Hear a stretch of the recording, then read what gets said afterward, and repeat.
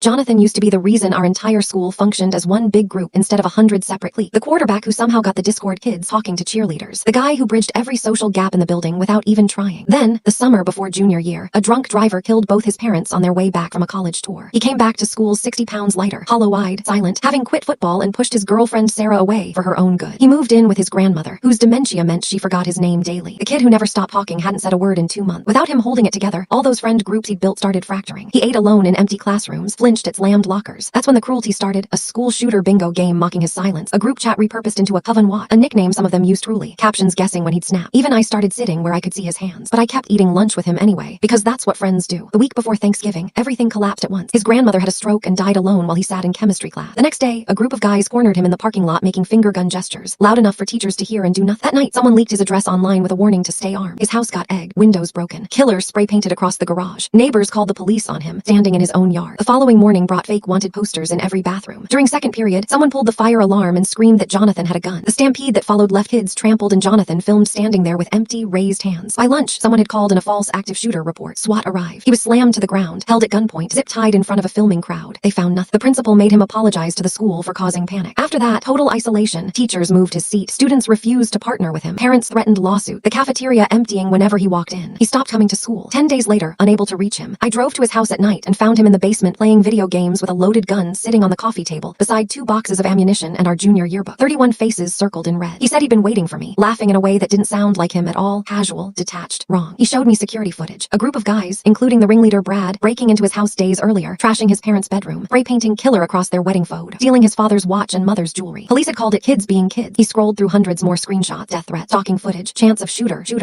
all meticulously logged in notebooks like evidence nobody would ever look at. He handed me the gun, asking if I trusted him, and I took it because I didn't know what else to do. He told me the version of him everyone loved had died in that car crash with his parents, and what was left was just this thing everyone hated. I told him that wasn't true. He laughed again and pointed to a photo of his family's last morning together, blaming himself for the trip that killed them. We sat in silence until he fell asleep around 3 a.m. I stayed awake watching him, the gun still sitting between us like a test I didn't know how to pass. By morning, the gun had disappeared from the table, and he was making breakfast, almost normal, asking if he should even bother going back to school Monday. Sarah texted that Brad's group was already planning to finish what they started. Later that day, police showed up again, the 4th visit to that house in 2 weeks, but this time a detective named Thompson actually paid attention, photographing the damage, taking Jonathan's account seriously instead of just going through the motions. Sarah arrived and hugged Jonathan, though he barely reacted, telling us afterward, in a flat voice, that he'd almost given everyone exactly what they wanted. That night, Brad's crew returned, throwing bottles, smashing the mailbox, screaming for Jonathan to come out. He calmly retrieved the gun from where he'd hidden it, said maybe it was time to give them a monster, and started for the door. I tackled him. We crashed into the coffee table, wrestling for the gun until it fired into the ceiling. Brad's crew fled, unaware how close they'd come. Detective Thompson, who'd been watching the house from an unmarked car the whole time, arrived within minutes, ruled it self-defense given the documented harassment, and took the weapon as evidence. Monday brought a new nightmare. The school claimed to have found a hit list in Jonathan's locker, one he hadn't used in weeks. Within 20 minutes, officers stormed the house, treating a fully cooperative, hands-visible Jonathan like an active threat, twisting his private harassment documentation notebook into a kill list. He was arrested for terroristic threat without resistance, looking almost relieved, telling me through the holding cell bars that it was finally over, one way or another, a line that terrified me more than anything else he'd said. At a chaotic bail hearing, his lawyer presented surveillance footage proving Brad's own best friend had planted the locker evidence at 47 a.m. Footage the prosecutor waved away regardless. Bail was set absurdly high. Coach Harrison paid it the next morning using his own retirement savings and drove Jonathan home to a house now boarded up, vandalized, and effectively unlivable. The school expelled him by email that same day, banning him even from graduation. Every college acceptance he'd been counting on quietly evaporated. Detective Thompson was pulled from the case after Brad's politically connected father filed a bias complaint. The replacement detective had already decided Jonathan was guilty. Prosecutors offered a plea deal anyway, 5 years probation, mandatory psychiatric treatment, a lifelong violent offender label, and Jonathan signed it, exhausted past the point of fighting. Then Brad and 10 others showed up with bats and crowbars, surrounding the house, daring Jonathan to come out. He stood silently at the window while they smashed it in, making no aggressive move even as glass rained down around him. Sarah Lovestrum'd the entire thing. When police finally arrived, they arrested Brad's group, and Jonathan too, for simply standing visibly at his own window. The blatant unfairness, captured on a viral stream, sparked a hashtag that hit 1 million mentions within hours, finally turning public opinion in his favor. Released near midnight, Jonathan refused every interview request, uninterested in becoming anyone's symbol. At an explosive emergency school board meeting days later, Sarah played weeks of recorded audio of Brad planning the fake 911 call and openly hopping police would shoot Jonathan. 4 other students then stood up with their own stories of Brad's years-long harassment campaign, threat, physical attack, mockery of a special needs student's stutter. The principal resigned on the spot. Charges against Jonathan were dropped days later, but the damage held. Every college that had shown interest quietly withdrew their offers once his name was permanently tied to school shooting threat headlines. He shrugged it off with a hollow kind of calm, telling me he'd won the case but lost everything anyway, and started quietly giving away his parents' belongings. His father's watch to me, his mother's jewelry box to Sarah, insisting he was just simplifying his life. Something about how peaceful he suddenly seemed set off alarm bells details neither Sarah nor I could quite name. Brad was arrested at school for conspiracy, terroristic threat, and felony vandalism. Jonathan barely reacted to the news. Certain Brad's family money would soften any real consequence, while his own life stayed permanently altered regardless of the verdict. When Coach Harrison offered him a youth coaching role to give him purpose, parents pulled their kids away the moment they recognized him from news coverage. He quietly walked off the field without telling anyone and never went back. That same week, Sarah told him she loved him and didn't care what anyone thought. He told her that was exactly why he couldn't let her stay, refusing to drag her down into what his life had become. Detective Thompson, no longer even assigned to the case, called me privately the next morning with a warning. He'd seen this exact pattern before. Kids who fight and fight until the external threat disappears, then turn all that unresolved pain inward. He said that moment, when there's no enemy left to focus on, is often the most dangerous one of all. The next morning I found Jonathan's front door open, his phone abandoned on the counter beside a note reading only going to find peace. Sarah, Thompson, and I converged instinctively on the cemetery where his parents were buried, finding him seated between their headstones with his grandmother's old prescription bottle in hand, telling us he was simply too tired of being treated like a monster. I sat beside him and started talking about freshman year, about every unlikely friendship he'd built across our school's rigid social lines. Sarah reminded him of smaller, sillier victories, teaching the debate team poker, dragging stoners into student government. I told him that whatever Brad had won, Jonathan had won something bigger by refusing to become what everyone tried to force him into. Something in him finally broke open, and he dropped the pills, sobbing in a way I'd never seen from anyone, months of buried grief pouring out all at once. We sat with him for 4 hours as he talked through everything he'd been carrying alone. Thompson arranged a calm, voluntary transfer to a psychiatric facility. No arrest, no spectacle, just a quiet ride to treatment. 2 weeks later, visiting him, I found someone who'd started to look like himself again, 15 pounds heavier, actually smiling, playing guitar with Sarah at his side nearly every day. Brad's trial began weeks after that. Jonathan testified calmly via video link, laying out every documented incident in detail. Other former targets came forward with their own accounts of Brad's pattern of destroying kids for entertainment. Teachers admitted under oath they'd seen it and dismissed it as ordinary roughhousing until it became undeniable. Brad was convicted on multiple counts and sentenced to juvenile detention until 18 plus 5 years probation. His father's business lost its school contracts overnight, and his own college prospect disappeared. Watching the verdict from the facility, Jonathan said quietly that it changed nothing about what he'd already lost. The school, scrambling to manage the fallout, rushed through new anti-bullying policies and floated nomming one after his parents, an offer Jonathan flatly refused, calling it an attempt to paper over their own failure with his family's tragedy. After 30 days of treatment and a diagnosis of complex PTSD and severe depression, he was released, stable enough to move in with Coach Harrison, who'd secured emergency guardianship. The family house, home to 3 generations, went up for sale. He couldn't stand to be inside it anymore. Recovery wasn't a straight line. Some days he was almost entirely himself. Other days, some small trigger would shut him down for hours. He started a local trauma support group, initially resistant to anything group-related, and eventually opened up completely after weeks of simply listening. He enrolled in classes at the local community college instead of the engineering program he'd once dreamed of, and found a quiet part-time job at a used bookstore where nobody recognized his name from the headline. By Mother's Day, he asked me to drive him to the cemetery for the first time since the funerals, bringing flowers for all 3 graves and speaking to them for nearly an hour about how hard he was trying to keep going without giving up. 6 months out from that night in the basement, he began helping coach youth football, not at our old school, somewhere entirely new, where his story wasn't the first thing anyone knew about him. When a 10-year-old on the team broke down about his parents' divorce, Jonathan sat with him on the bleachers for 20 minutes and told him, simply, that pain doesn't disappear, but it does eventually become something you learn how to carry. He wasn't the same person who'd once effortlessly held our entire school together, but he wasn't the hollow shell everyone had turned him into, either just someone different, scarred, still figuring out who that person actually was, and for the first time in almost a year, genuinely choosing to stay.